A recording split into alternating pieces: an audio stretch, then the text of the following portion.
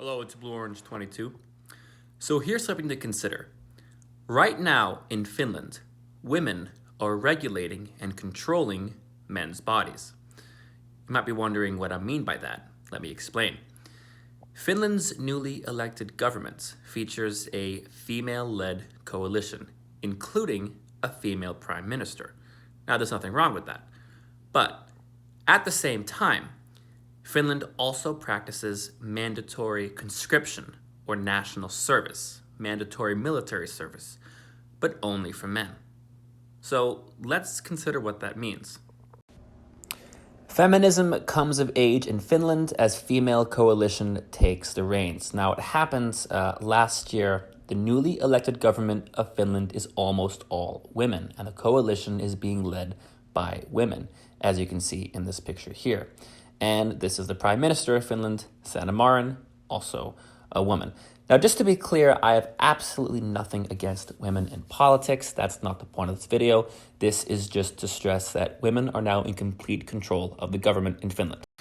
Also worth noting is that this new government, including the Prime Minister, identifies as feminists, and they've made several speeches talking about their commitment for gender equality.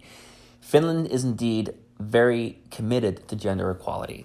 And you can see in this article, which I've linked down below, and all the other ones that you just saw, Finland is so proud of its commitment to gender equality and its achievements that it even has made a quirky international campaign out of its gender-neutral pronoun han, trying to export its linguistic commitment to a world where no one is defined as he or she. Now, at the same time, remember, Finland has mandatory national service, conscription, for male citizens, and only male citizens. So Finland practices mandatory military conscription for male citizens. And basically what this means is when a boy turns 18, he has to join the military whether he wants to or not. As you can see, the Finnish Defense Force is based on a universal male conscription. All men above 18 years of age are liable to serve either 165, 255, or 347 days, which basically is 6 months to a year. Now, note that men who don't do this actually go to prison.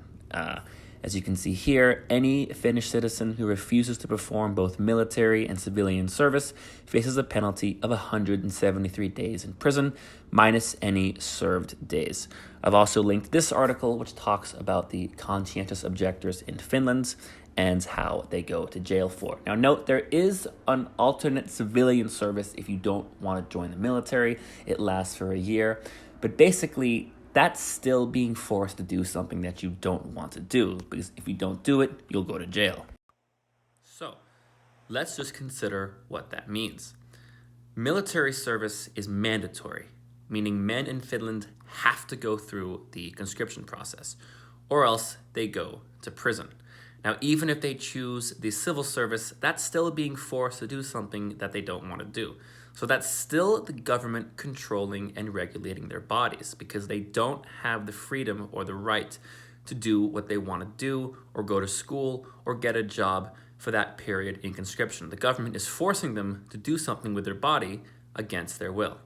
So if the government is controlled by women, then that means that women are regulating male bodies. And this is something that feminists often make a point about when they talk about abortion and birth control laws, and they have a valid point. But it's interesting to see, now that this new female-led government in Finland has declared themselves feminists, and they talk about their commitment to equality, are they going to address inequalities and discrimination like conscription or the university gap, or are they going to ignore it? Now, you may have seen my previous video, which I've linked below, on Finland's gender gap in education. Finland has one of the largest gender gaps in university in the world, where men are significantly less likely to go to college than women.